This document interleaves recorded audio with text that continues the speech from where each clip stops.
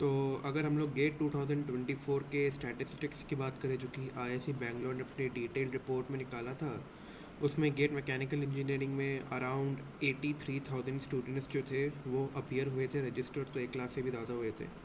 और उनमें से जो गेट क्वालिफाइंग मार्क्स होता है जो कि आई गेस मैकेनिकल इंजीनियरिंग के around for general it was around 27।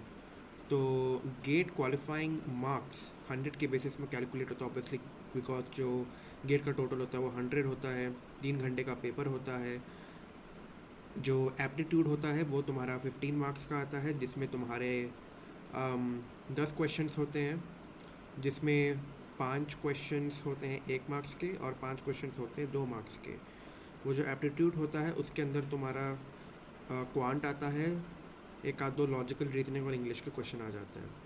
उसके अलावा मैकेनिकल इंजीनियरिंग के सेक्शन में तुम्हारा 13 to 15 मार्क्स के बीच में इंजीनियरिंग मैथमेटिक्स होती है, और फिर 13 से 15 मार्क्स का इंजीनियरिंग मैथमेटिक्स और 15 मार्क्स का इंजीनियरिंग एप्टीट्यूड को हटा के बाकी का सारा डिपार्टमेंटल सब्जेक्ट होता है, जिसमें मैकेनिकल इंजीनियरिंग के सब्जेक्ट्स आते हैं। अब गेट मैकेनिकल इंजीनियरिंग का जो सिलेबस होता है उसमें मोस्टली सेकंड और थर्ड ईयर का ही कंटेंट रहता है, फर्स्ट और फोर्थ का नहीं रहता। फर्स्ट का इंजीनियरिंग मैथमेटिक्स में कवर अप हो जाता है और फोर्थ वाले का कवर अप होता है दूसरे गेट के पेपर में जो कि इन्वायरमेंटल साइंस मतलब एक्सी को में होता है। बट एक्सी से उतना कोई ज़्यादा अपॉर्चुनिटी नहीं मिलती है, एमटेक का भी कोई खास सीन नहीं है और ना पीएसयू है, तो इसलिए लोग मैकेनिकल ही देते हैं। और मैकेनिकल के अदर ब्रांचेस लाइक प्रोडक्शन हो गया, प्रिंटिंग हो गया, ये सभी मैकेनिकल का ही पेपर देते हैं मोस्टली। जो प्रोडक्शन होता है वो इलेक्ट्रिकल का भी दे सकता है, ऑल तो इलेक्ट्रिकल थोड़ा टफ पड़ेगा।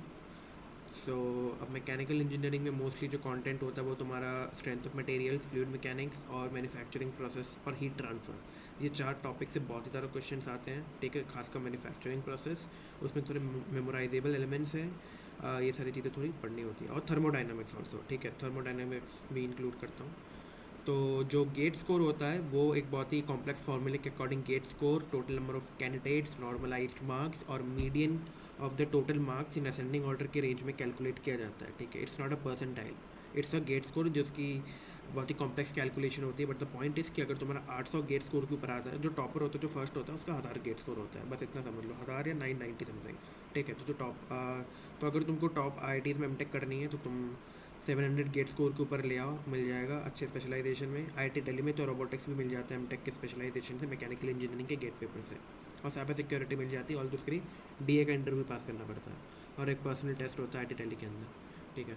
तो उसके अलावा अगर तुम्हारा 800 गेट स्कोर के ऊपर है तो इसका मतलब है कि तुम्हारी रैंक जो है 150 के अंदर आ रही है out of 83,000 students in mechanical engineering, which is an exceptional performance considering कि अगर तुम ये थर्ड ईयर में करने की सोच रहे हो तो you should know that there will be people, most of the people who will be from fourth year और पास आउट्स, ठीक है। और those who are already in job and want to uplift themself in PSU और also in low level PSU like Navratna और mini Ratna who wants to uplift themself to Maharatna, ठीक है।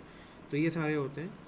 तो अगर तुम्हारा 800 गेट स्कोर के ऊपर है तो डिसेंट इनफ रैंक के साथ एक महारत्ना पीएसयू मिल सकती है। ऑल तो बहुत सारे पीएसयू है लाइक ओएनजीसी हो गई, वो सब अपना independent recruitment executive examination even post के लिए कंडक्ट करवा रही है, okay. So this was all the basic introduction about the opportunities, MTech and GATE, especially for the Department of Mechanical Engineering. Thank you. It is Parth Parivan from second year undergraduation in Mechanical Engineering from Jodhpur University, and this was the video regarding this information.